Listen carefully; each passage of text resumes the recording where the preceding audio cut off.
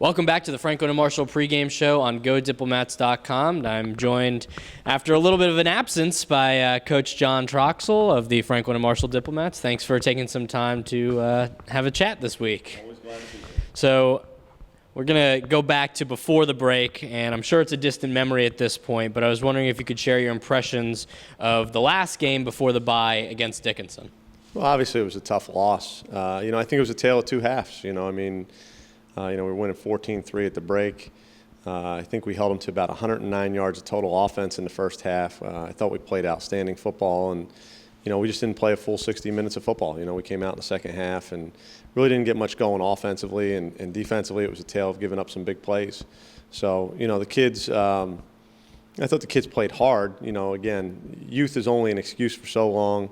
I thought we played with some passion, but we also have to play with execution as well. So we have to do a little bit better at that. And again, we got to coach them a little bit better. And we were looking forward to putting it behind us and getting to this week.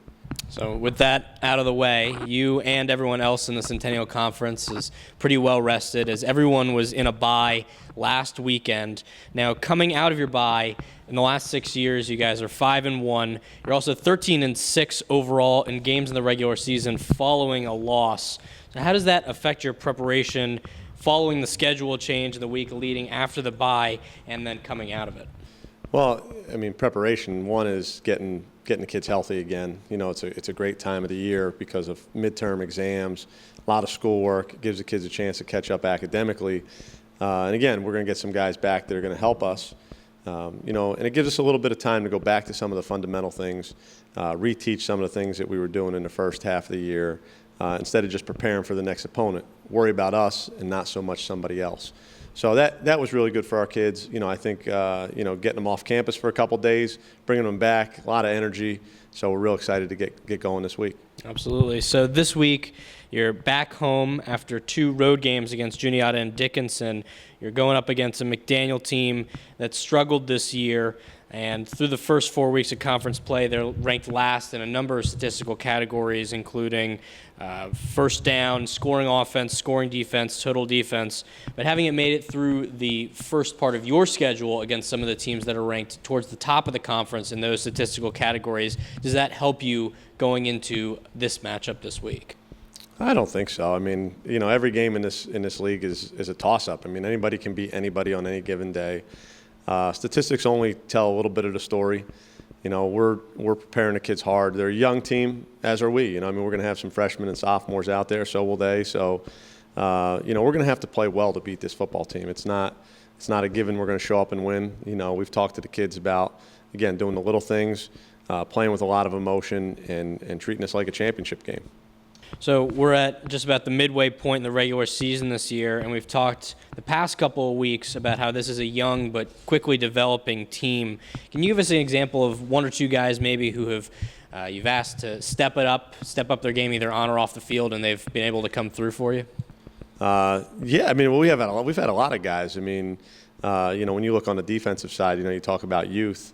Nick Drapness has done a great job at corner for us, really competing with Trey Henderson and Aaron Fant, Jordan Blair, not taking a backseat, and he's really played well. So on the defensive side, we're excited for him. On the offensive side, you look at our backs, we're getting a lot out of our backs. Scott LaValva, who's a senior, and then Talib Gerald, I know I keep talking about those guys, but they've been exceptional. They've really played hard, and then the other guys, you think about some experienced guys and some older guys. You're talking about Jordan Zachary and Paul McGann. I think are leading the league in receptions. I think they're both tied, so they've really stepped up their game and trying to play as well as they can to help us win games. And then defensively, you always have your standards of Ryan Young and Brian Velasco, and AJ Koikoi has really stepped up his game and played really well as of late. So the defensive front is really coming around, with John Cox in there and Max Havlish. So there's a lot of guys I could name because really the kids have been practicing hard. They've really, really been playing hard. Again, I think we're a few plays away from being really, really good. Again, we have to eliminate some of the mistakes. The penalties are hurting us. The big plays are hurting us. And, those are the things that win and lose close games. Now, do you see some of those older guys embracing that role as mentors to some of the youth on this team? Yeah. I mean, I think they've done a great job of embracing the sophomores and the freshmen and pulling them along. You know, the older guys, we don't have a lot of older guys, you know, when you talk about juniors and seniors, and I think they've done a great job of explaining the history of F&M football, what the expectation is. Because, again, it's, you know, the standard is the standard here, you know, and our goal is to win. Our goal is to do it the right way. And, again, like I said, we just need to eliminate some of those little mistakes that are really, in the end, costing us some football games. Back to looking at the game this week, going up against McDaniel, a team that F&M has really had their way against the Green Terror, have won 10 in a row going back to 2004, the longest such active streak against any opponent that the Diplomats have faced.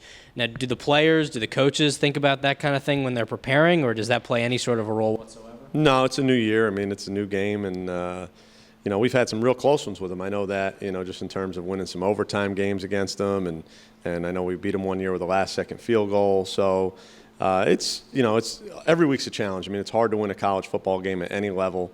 So, you know, they're working just as hard as we are, and you know, we're looking at this year's team and how we can exploit some of their weaknesses, and I'm sure they're doing the same to try and figure out how they can exploit us. Any final thoughts as we head into this week? No, I mean, it's, you know, it's the second half of the season. I mean, you know, this is a chance for our seniors to go out on a high note in terms of the last 5 games. We have a lot of teams that, you know, again, I say it every week, we can beat anybody, we can lose to anybody, but this is really a good opportunity for them, you know, to finish their career strong. You know, we've talked to the kids about outworking our opponents and working harder to win more games. So I think it's going to be a lot of fun. You know, I think we got a lot of good football ahead of us. And, you know, we're real excited as a staff to keep coaching these kids hard because, you know, although we'll lose some older kids that are pretty good, there's a lot of kids that we need to keep getting better over the next 5 weeks, too, for the future of F&M football. I know that there are lots of people excited to see what we're able to do coming out of this break. And thanks for taking the time to sit down with us once again. Anytime. All right. Well, we'll send it back on up to the broadcast booth for the rest of the pregame show on GoDiplomats.com.